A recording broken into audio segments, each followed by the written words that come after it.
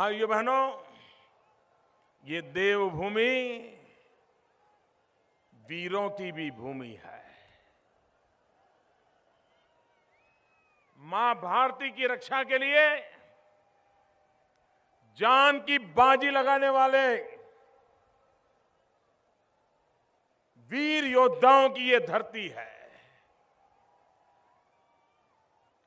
ऐसी वीर माता हैं इस भूमि में जिन्होंने ऐसे वीर संतान पैदा किए हैं जो आज जान की बाजी लगा करके मां भारती की रक्षा कर रहे हैं। देश को सुख शांति मिले इसके लिए वो सीमा पर तैनात है। आज मेरे फौज का सीना तन जाए, मेरे देश के वैज्ञानिकों का सीना तन जाए, मेरे देश के 125 करोड़ देशवासियों का सीना तन जाए, गर्व से माथा ऊंचा हो जाए, ऐसी एक महान सिद्धि आज हमारे देश ने प्राप्त की है। आप देखते होंगे, खबरें जानते होंगे, फलाने देश ने मिसाइल बनाई, ये मिसाइल 5000 किलोमीटर दूर जाकर के वार करेगी। फलाने देश ने मिसाइल बनाई 8000 किलोमीटर जाकर के वार करेगी।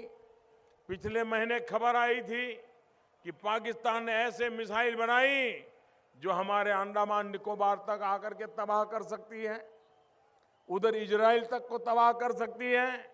ऐसी खबरें आई थी।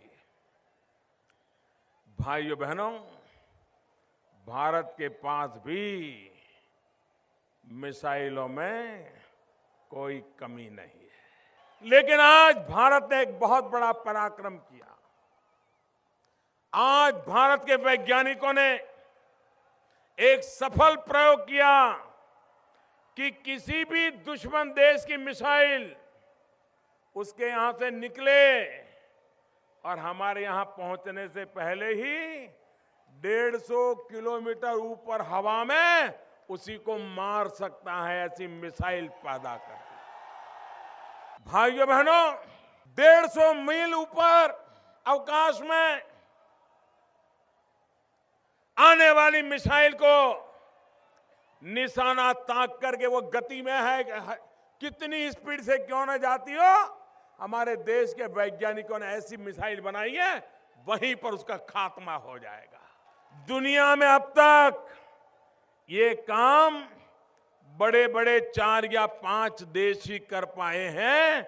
ये हिंदुस्तान के वैज्ञानिकों ने आज अपना नाम दर्ज कर दिया है। मैं देश के वैज्ञानिकों को बधाई देता हूं।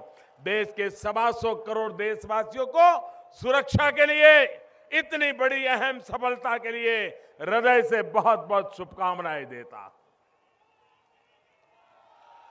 भाइयों बहनों, हम पता नहीं हमारे कांग्रेस के लोग, हमारे विरोधी दल के लोग पता नहीं कौन सा बयान देंगे। वो कहेंगे मोदी सबूत लाओ,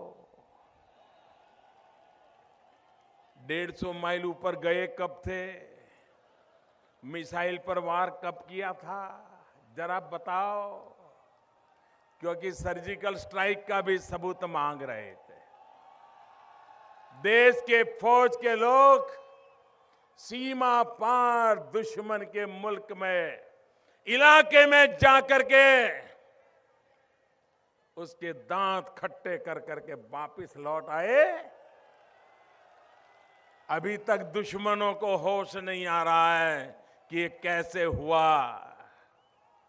पूरी दुनिया चर्चा कर रही है कि भारत की फौज में ये ताकत है, लेकिन भाइयों बहनों, हमारे देश की राजनीति इतनी नीचे गिर गई कि देश के कुछ राजनीतिक दल, कुछ राजनेता ये पूछने लगे कि जरा सर्जिकल स्ट्राइक का सबूत दो, सबूत।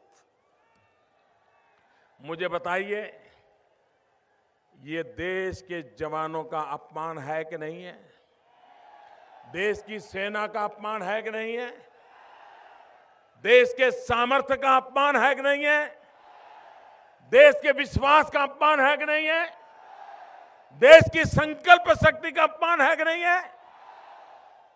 मोदी साहब यहां पर एक गरीब कुटुंब से आते हुए भी इस देश के प्रधानमंत्री बने, इसका क्रेडिट किसको जाता है? तो डेमोक्रेसी को जिंदा रखने वाले कांग्रेस पार्टी को जाता है।